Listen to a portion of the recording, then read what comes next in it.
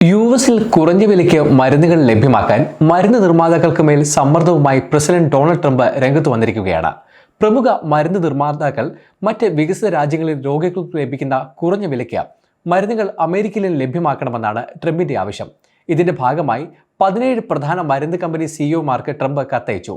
എലി Lilly, GSK, Pfizer, Merck, Johnson and Johnson, Amgen, Novartis തുടങ്ങിയ പ്രധാന മരുന്ന് നിർമ്മാതാക്കൾക്കാണ് കത്തയച്ചത്. മരുന്നുവില കുറയ്ക്കുന്നതുമായി ബന്ധപ്പെട്ട വിവാദപരമായ മോസ്റ്റ് ഫോർവേഡ് നേഷൻ നയത്തിലൂന്നിയാണ് ട്രംപിന്റെ നീക്കം. മറ്റ് വികസിത രാജ്യങ്ങളിലെ വിലയുമായി താരതമ്യം ചെയ്ത് അമേരിക്കയിലെ മരുന്നുവില കുറയ്ക്കാൻ ലക്ഷ്യമിട്ടുള്ളതാണ് ഈ നയം. മറ്റ് രാജ്യങ്ങളിൽ മരുന്നുകൾക്ക് ഈടാക്കുന്ന ഏറ്റവും കുറഞ്ഞ വിലയിൽ യുഎസിലെ എല്ലാ മെഡിക്കെയ്ഡ് ഗുണഭോക്താക്കൾക്കും മരുന്ന് നൽകണം. പുതുതായി അംഗീകരിച്ച മരുന്നുകൾക്ക് മറ്റ് രാജ്യങ്ങളിൽ ഈടാക്കുന്ന കുറഞ്ഞ വില തന്നെ മെഡിക്കെയർ, മെഡിക്കെയ്ഡ്, സ്വകാര്യ ഇൻഷുറൻസ് എന്നിവയുള്ള രോഗികൾക്കും ഉറപ്പാക്കണം. വിദേശത്തു നിന്ന് ലഭിക്കുന്ന അധിക വരുമാനം യുഎസ് നികുതിദായകർക്ക് തിരികെ നൽകണം തുടങ്ങിയ ആവശ്യങ്ങളാണ് ട്രംപ് മുന്നോട്ട് വെച്ചത്. ഇതിനായി 60 ദിവസത്തെ സമയമാണ് കമ്പനികൾക്ക് നൽകിയിരിക്കുന്നത്.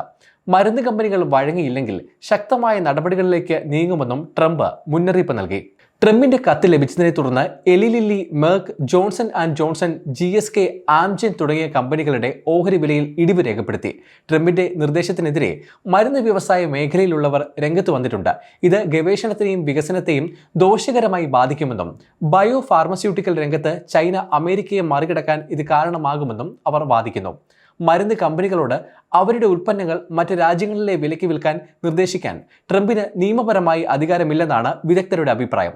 ട്രംപിന്റെ ഈ നീക്കം മറ്റ് രാജ്യങ്ങളിൽ മരുന്നുകളുടെ വില വർദ്ധിപ്പിക്കാനോ ലഭ്യത വൈകിപ്പിക്കാനോ കാരണമായേക്കാമെന്നും റിപ്പോർട്ടുണ്ട്.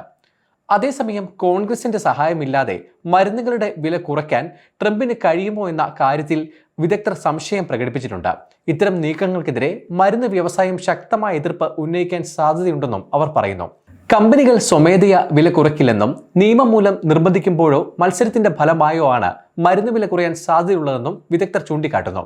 യുഎസിലെ മരുന്ന് വില മറ്റ് രാജ്യങ്ങളെ അപേക്ഷിച്ച് വളരെ കൂടുതലാണെന്ന് ട്രംപ് പലപ്പോഴും പരാതി ഉന്നയിച്ചിട്ടുണ്ട്. ട്രംപിന്റെ ആദ്യ ഭരണകാലത്ത് മെഡിക്കെയറിലെ ചില മരുന്നുകൾക്ക് മറ്റ് രാജ്യങ്ങളിലെ വില ഈടാക്കാനുള്ള നിയമം കൊണ്ടുവരാനുള്ള ശ്രമം കോടതി തടഞ്ഞിരുന്നു.